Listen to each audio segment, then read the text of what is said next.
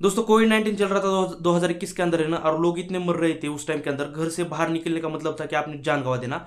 इतनी भयंकर वेव चल रही थी कोविड 19 की उस समय 2021 के अंदर। और उसी समय है ना, जो कुछ दारू पीने वाले लोग थे ना, वो इतने त्रस्त हो गए थे कि उन्हें किसी भी हालत में है ना दारू चाहिए थी। और उसी बीच है ना 2021 के अंदर अरविंद केजरीवाल की आम आदमी पार्टी है ना, दिल्ली के अंदर नई शराब नीति लागू कर दी थी, यानी कि नए कानून आ जाते हैं शराब नीति के अंदर। और उसी के अंदर है ना इतना बड़ा घोटाला हो जाता है कि जिसकी कोई हद नहीं। और उसी घोटाले की वजह से ना आज के डेट के अंदर दिल्ली के दोनों मुख्यमंत्री मुख्यमंत्री अरविंद केजरीवाल और डिप्टी सीएम यानी कि उप मुख्यमंत्री मनीष सिसोदिया दोनों जेल के अंदर है। तो फिर दोस्तों हम सब कुछ समझते हैं एकदम आसान तरीके से, आसान भाषा में। इस शराब नीति को हम समझने के लिए ना 3 पॉइंट से समझते हैं कि इसमें पहला पॉइंट ये है कि ये नई शराब नीति क्या थी। दूसरा पॉइंट कि ये घोटाला कैसे हुआ। और थर्ड पॉइंट कि ईडी के पास है ना इसे कौन से सबूत मिल गए कि लगभग है ना अरविंद केजरीवाल को जेल के अंदर जाना पड़ा और उनके पार्टी के ऊपर इतना संकट आ गया। और चौथा कोई पॉइंट नहीं है, लेकिन फिर भी एक बेनिफिट मिलने वाला पॉइंट है, जिसे है ना जिसके के कारण है ना आपकी आंखें खुल जाएगी, क्योंकि दूध का धुला कोई नहीं है। ये इतना बड़ा सच मैं आपको आखिर में बताने जा रहा हूं, तो फिर आप देखते रहिए। हाय दोस्तों, मैं हूं सिद्धू और आप देख रहे हैं फिनिक्स 27। दोस्तों 17 नवंबर 2021 के अंदर है ना नई शराब नीति लागू हो जाती है। और उसके अंदर है ना सबसे पहली बात सरकार की तरफ से कहा जाता है कि पूरे दिल्ली के अंदर है ना लगभग 32 जोन हो गए, यानी कि दिल्ली को है ना पूरे 32 जोन के अंदर बांट दिया जाता है। और उसमें कहा जाता है कि हर एक जोन के अंदर लगभग है ना 27 दुकानें खोली जाएंगी। यानी कि उस हिसाब से अगर हम कैलकुलेट करते हैं ना, तो 32 जोन के अंदर लगभग है ना 850, यानी कि है ना 850 से ज्यादा दुकानें खुलने वाली थी। और देखिए दोस्तों इसके अंदर दिल्ली सरकार क्या करती है कि ये जो शराब का बिजनेस है वो है ना सरकार क्या करती है, इसे प्राइवेट कर देती है। यानी कि है ना सरकार के कंट्रोल में आपसे आने वाला नहीं था, इसे प्राइवेट कर देती है। और इसके पीछे सरकार ये कारण बताती है कि हम ये प्राइवेट करने के बाद है ना इससे माफिया और काला बाजार जो है ना इससे रुक जाएगा। शराब के अंदर जो काला बाजार होता है ना उससे रुक जाएगा, ऐसा सरकार इसके पीछे बताती है। और सरकार इसके पीछे ये भी बताती है कि इससे है ना जो ग्राहक है, कस्टमर है ना, वो उनका शराब लेने का जो एक्सपीरियंस है ना वो अच्छा होगा। यानी कि ग्राहक जो है ना वो खुश होंगे। ये इसके पीछे सरकार कारण बताती है, ये नया शराब नीति लागू करने के पीछे। दोस्तों नई शराब नीति के कारण है दिल्ली सरकार को काफी बहुत बड़ा प्रॉफिट हुआ। दिल्ली सरकार के पास है ना बहुत ज्यादा पैसा आने लगा। और ज्यादा पैसा इसीलिए सरकार के पास आ रहा था क्योंकि देखिए दिल्ली सरकार ने कंप्लीटली कहा था कि ये जो सारी नई दुकानें खुली है दारू की, ये सारे दुकानें रात को 3 बजे तक खुली रह सकती है। इन सारे दुकानें के अंदर है ना होम डिलीवरी की जा सकती थी। यानी कि मान के चलिए आपको दारू की बोतल मंगवानी है तो फिर आप बस घर बैठे ऑर्डर कीजिए और आपके पास दारू की बोतल आ जाएगी दिल्ली के अंदर। ये सारा वहां पर है ना चल रहा था। और इसके अंदर सबसे इंपॉर्टेंट बात ये थी कि इसके अंदर है ना डिस्काउंट अपने मन पसंद से दुकानदार दे सकते थे। दिल्ली सरकार ने कंप्लीटली कहा था। डिस्काउंट का मतलब ये है, देखिए एग्जाम्पल के लिए आप देखिए 1000 रुपए की बोतल वाइन शॉप के अंदर आपको 700 रुपए से कम में मिल जाएगी। वही बोतल बार के अंदर आपको 800-900 के रुपए के आसपास मिल जाएगी। तो फिर वैसे ही सेम है ना दुकानदार जो है दिल्ली के अंदर के, वो क्या कर रहे थे कि उनके मन के हिसाब से वो बोतल सेल कर रहे थे। वो चाहते हैं तो वो 700 रुपए के अंदर भी बेच सकते हैं, 800 रुपए 900 रुपए के अंदर भी बेच सकते हैं, या फिर वो 1000 रुपए के रेट पर भी वो उस बोतल को बेच सकते हैं। दिल्ली के अंदर के जो दुकानदार है, नए दुकान जो अभी खुले हैं ना दिल्ली के अंदर, इस तरीके से सेल कर सकते थे। तो फिर है ना इसी की वजह से है ना सरकार के पास काफी ज्यादा पैसा आने लगा। और ज्यादा पैसा सरकार के पास इसीलिए भी आ रहा था क्योंकि बहुत सारी दुकानें खुली थी नहीं। दिल्ली के अंदर है ना लगभग चप्पे चप्पे के अंदर दारू की नई दुकानें खुली थी। दोस्तों दिल्ली सरकार और आम आदमी पार्टी का है ना सब कुछ ठीक ठाक तरीके से चल रहा था, लेकिन उन्हें उसी बीच है ना लग गई बीजेपी की नजर। दोस्तों बीजेपी के कुछ लोगों ने क्या किया कि वो जाते हैं दिल्ली के जो एलजी है, यानी कि जो दिल्ली का राज्यपाल होता है ना, वो बीजेपी के लोग क्या करते हैं, वो जाते हैं दिल्ली के राज्यपाल के पास और जाके बोल देते हैं कि जो जो दिल्ली की सरकार है यानी कि आम आदमी पार्टी के जो लोग हैं वो नए शराब नीति के अंदर है ना बहुत बड़ा घोटाला कर रहे हैं, यानी कि शराब का घोटाला कर रहे हैं, वो पैसे छाप रहे हैं। वो जाके ऐसा है ना कंप्लेंट कर देते हैं दिल्ली के एलजी के पास। तो फिर दिल्ली का एलजी क्या करता है, इसके ऊपर है ना सीबीआई जांच बिठाने की मांग करता है। तो फिर देखिए दोस्तों आप पॉइंट नंबर 2, ये जो घोटाला हुआ है ना वो कैसे हुआ है आप ये देखिए। ये जो घोटाला हुआ है ना उसके अंदर है ना दोस्तों ये 3 शब्दों का काफी बहुत बड़ा वैल्यू है, यानी कि मौल्यवान है ये 3 शब्द। इसके अंदर है ना पहला है प्राइवेट, दूसरा है लाइसन और तीसरा है कमीशन। इन 3 शब्दों के अंदर ही है दोस्तों ये पूरा घोटाला हुआ है। अब देखिए दोस्तों ये जो घोटाला है ना एक साइड से तो ना दिल्ली सरकार ने क्या किया, ये जो दिल्ली का जो पूरा बिजनेस था सरकार के पास दारू का, वो उसे है ना पूरी तरीके से प्राइवेट कर दिया। दूसरी बात है ना लाइसन। अब देखिए दोस्तों अगर आपको पता नहीं है तो फिर मैं बताना चाहता हूँ आपको। लाइसन, ये जो दारू का दुकान होता है ना, अगर आप लाइसन लेते हैं, लाइसन लेने के लिए काफी कष्ट लगते हैं, किसी के भी पैर छूने पड़ते हैं आपको और बहुत सारा पैसा देना पड़ता है।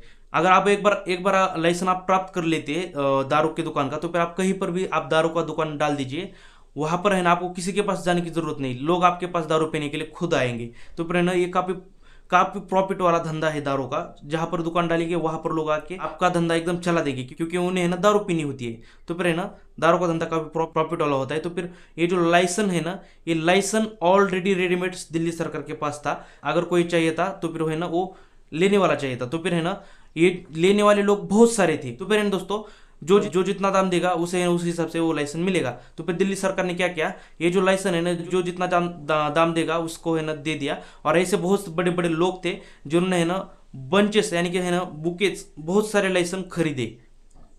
तो फिर है ना ऐसे बहुत सारे लोग थे। और जो तीसरा वर्ड है कमीशन, ये जो लाइसेंस लेने के बाद दुकान चलाना होता है ना, उसे ये प्राइवेट करने के बाद है ना उनके हिसाब से चला रहे थे।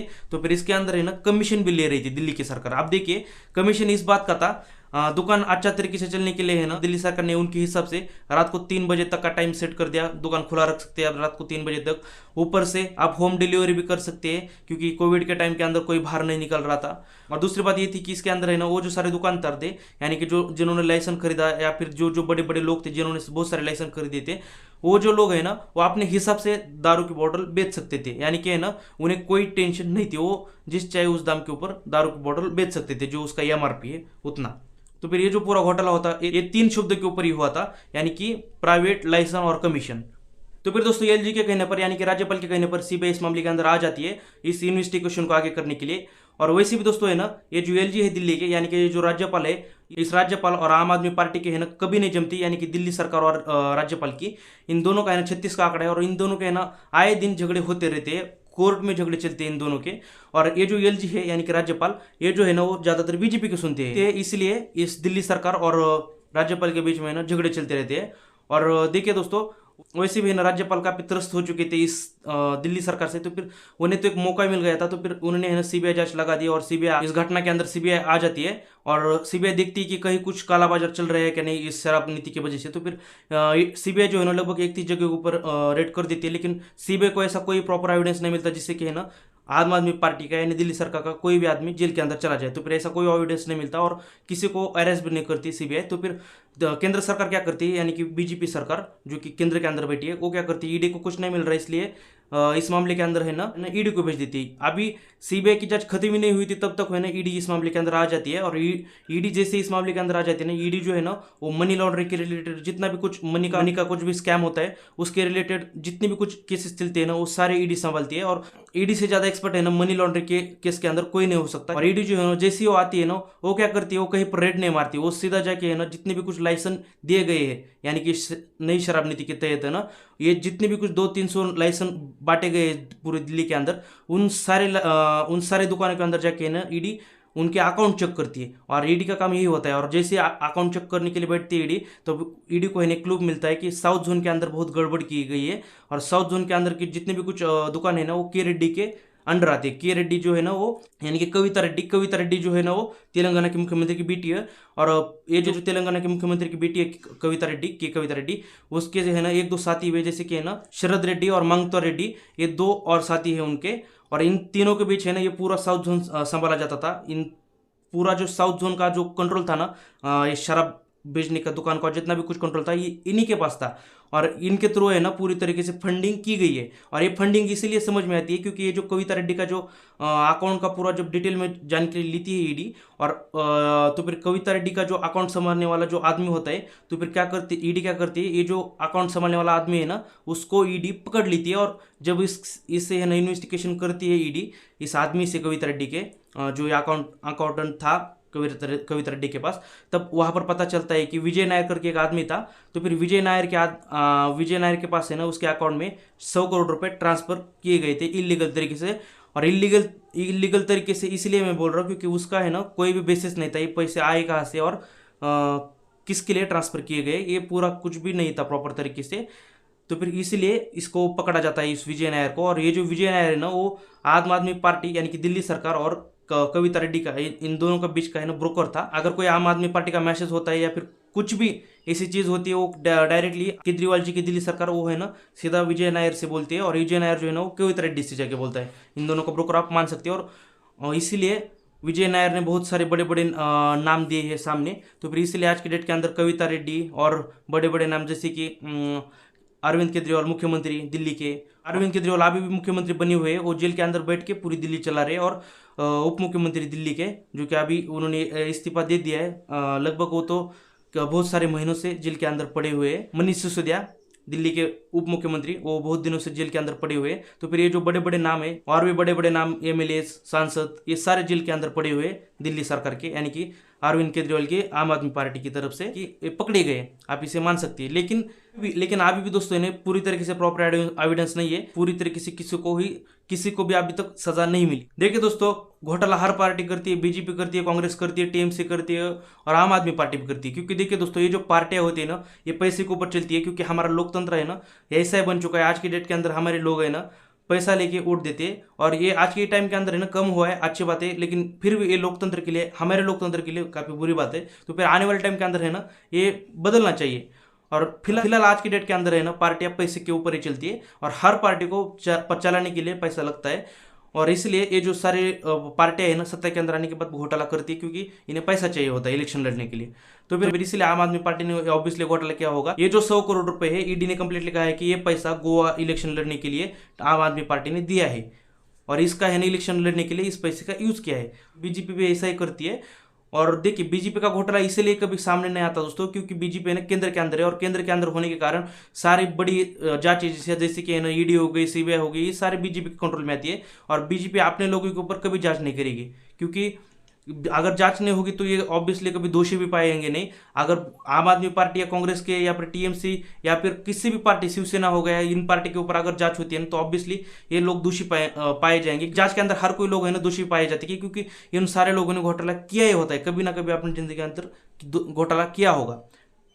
और अभी देखिए दोस्तों, बीजेपी ने भी कितना बड़ा घोटाला किया था। इलेक्ट्रिकल बॉन्ड के नाम के अंदर है ना बीजेपी ने लगभग 6,700 करोड़ रुपए लूटे हैं और आम आदमी पार्टी ने लगभग 66 करोड़, यानी कि कंप्लीट 70 करोड़ भी नहीं है। तो फिर 50% का आंकड़ा बीजेपी के पास था, लगभग 6,700 करोड़, कहां पर पहुंच जाता है। और 66 करोड़ यानी कि 70 करोड़ से भी कम, ये आंकड़ा कुछ भी नहीं इसके सामने। तो फिर ये जो पैसा है ना वो बीजेपी ने भी इलेक्शन लड़ने के लिए और अपनी पार्टी चलाने के लिए लूटा था। और ये जो पैसा इलीगल तरीके से लूटा गया था, इसे कोर्ट ने खुद, सुप्रीम कोर्ट ने कहा है कि पैसा इलीगल तरीके से इलेक्ट्रिकल बॉन्ड के अंदर लिया गया था और इस पैसे को वापस करने के लिए भी कहा था। जब सुप्रीम कोर्ट इस इलेक्ट्रिकल बॉन्ड का फैसला सुना रहा था, तब सुप्रीम कोर्ट ने खुद कहा था कि ये पैसा असंवैधानिक तरीके से लिया गया है और ये इलेक्ट्रिकल बॉन्ड असंवैधानिक होने के कारण हम इसे डिसमिस करते हैं, ये खुद कोर्ट ने कहा है। तो फिर बीजेपी आप खुद क्या करेगी इसके ऊपर? ये कुछ भी नहीं कर सकती बीजेपी इसके ऊपर, क्योंकि उन्होंने खुद पैसा लूटा है। और बीजेपी क्या करती है दोस्तों है ना, बड़े बड़े जो नामी नेता होते हैं ना, जैसे कि है ना जिन्होंने कुछ घोटाले किए हुए, जैसे कि बड़े बड़े लोग, ये जो लोग है ना ये अपने वो खींचती है। अगर वो लोग है ना बीजेपी के अंदर नहीं शामिल होते तो बीजेपी जो है ना वो उनके ऊपर ईडी और सीबीआई की जांच लगा देती है। एग्जांपल के लिए आप देखिए, महाराष्ट्र के अंदर अजित पवार ने लगभग सिंचन घोटाला किया था 80,000 करोड़ का। तो फिर अजित पवार को है ना ईडी और सीबीआई के डर से है ना अब बीजेपी के अंदर शामिल होना पड़ा, क्योंकि है ना उनके पास ऑप्शन नहीं था। हेमंत शर्मा है ना, जब तक बीजेपी के अंदर नहीं थे तब तक बीजेपी के लोग तो है ना इनको जेल के अंदर ठूसने के लिए बैठे थे, लेकिन अब ये बीजेपी के अंदर आ गए और बीजेपी के ओर से ना मुख्यमंत्री तक बन गए। इनके ऊपर कितने सारे घोटाले, हाँ, लेकिन आज की डेट के अंदर है ना इनके पास क्लीन चिट है और अजित पवार के पास भी है ना क्लीन चिट है। ये देखिए, ये महाराष्ट्र की चीफ मिनिस्टर है, डिप्टी चीफ मिनिस्टर, और अब तक है ना 5-6 साल तक चीफ मिनिस्टर रहे हैं देवेंद्र फडणवीस। ये कल तक बोल रहे थे कि हम इन्हें है ना जेल के अंदर डालेंगे, लेकिन इन्होंने खुद सुबह 5 बजे चुपके से जाके इनके साथ सरकार बनाई और दूसरे दिन इन्हें क्लीन चिट दे दी कि इन्होंने है ना सिंचन घोटाला नहीं किया है। और ये जो 80,000 करोड़ है ना ये कहीं पर गायब नहीं हुए, ये जो 80,000 करोड़ है ना वो जादू से गायब हो गए। ऐसी क्लीन चिट है ना बीजेपी ने और देवेंद्र फडणवीस ने इस अजित पवार को दे दी गई, बस अपनी पार्टी बचाने के लिए और सरकार बनाने के लिए ये सारी चीजें की गई थी। और ऐसे बहुत सारे लोग हैं दोस्तों कि बीजेपी के अंदर आप आज की डेट के अंदर आ चुके हैं, क्योंकि ये ईडी या सीबीआई के डर से आ चुके हैं या फिर इनके ऊपर कोई ना कोई जांच एजेंसी या फिर जेल के अंदर जाने के डर से ये इधर आ चुके हैं। और यही चल रहा है दोस्तों। देखिए दोस्तों, मैं तो किसी पार्टी की ओर से नहीं हूँ, लेकिन बस मैं हूँ ना अपने देश के ओर से हूँ, इस हमारे लोकतंत्र की ओर से बोल रहा हूँ। तो फिर बस यही कुछ आपको बताना था। अगर कुछ अच्छा लगा हो तो लाइक कीजिए, सब्सक्राइब कीजिए और थैंक्स फॉर वॉचिंग।